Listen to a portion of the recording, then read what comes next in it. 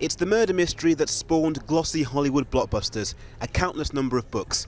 You could call him the most famous stranger from East London, at the centre of the ultimate whodunit. After 126 years, who was Jack the Ripper?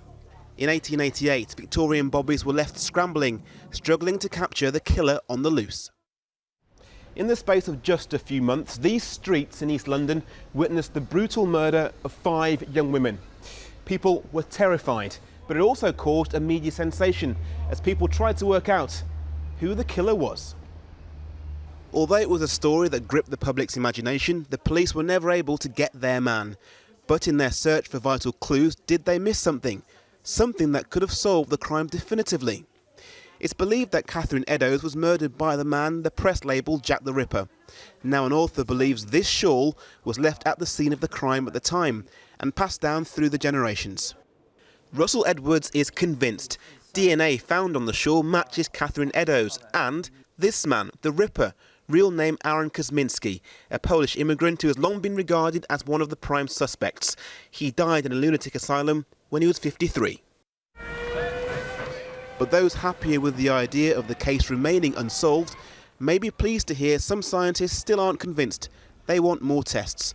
So there are still doubts, and for some, the mystery of one of our longest unsolved cases continues. Warren Ettelford, 5 News.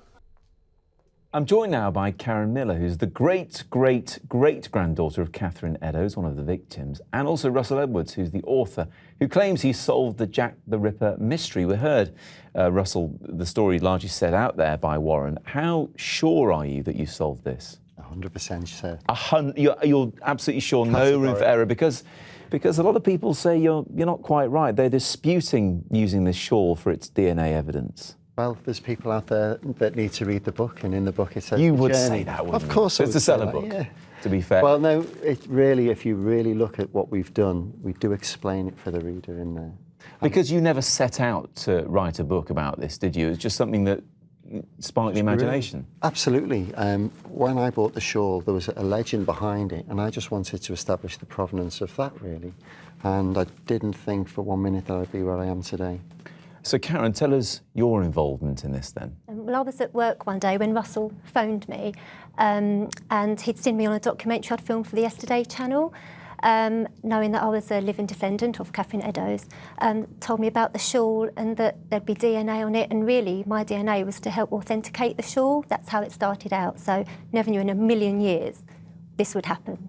So you participated. It is coincidental that you work in a sphere here that is related. Tell us about that. Yes, I work for Kent Police in the Public Protection Unit.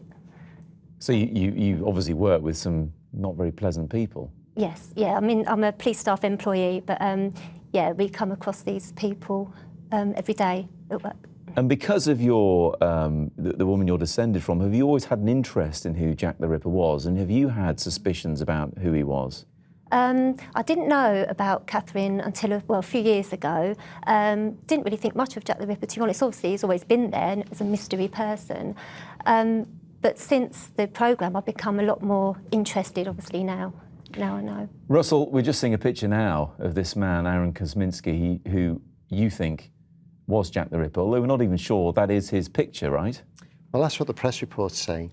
What I can tell you is not I think, I know he's Jack the Ripper, but there's never been really a photograph of him ever found or disclosed, really. And what do you know of this man, Kosminski? Where did he live? He was Polish, and when did he come here, and what happened to him after the murders? Sure. Well, Aaron Kosminski came over with his family in 1881 from Poland, and shortly after the murders, he was committed to Colney House Lunatic Asylum, where he was diagnosed with mania. And he remained there for a few years and then got transferred to Leavesden Asylum, where he died in 1919. There are obviously other theories, and they will persist around Jack the Ripper, despite your certainty that it is Kosminski. I mean, Patricia Cornwell, not that long ago, claimed that DNA evidence found it was someone else called Walter Sickert. And is your evidence, is your DNA evidence watertight enough, do you think, because others suspect not? Oh, yes. I'm 100% certain. you know, and I certainly wouldn't cast aspersions on other theories, because all the people who've written these books have also put their heart and soul in believing what they think. The only difference is I've got tangible physical evidence to say what I've got to say. How much did it cost you, that short? I can't say. A lot of money, right? I tell you what, it's cost me. It has cost you, Oh, yeah.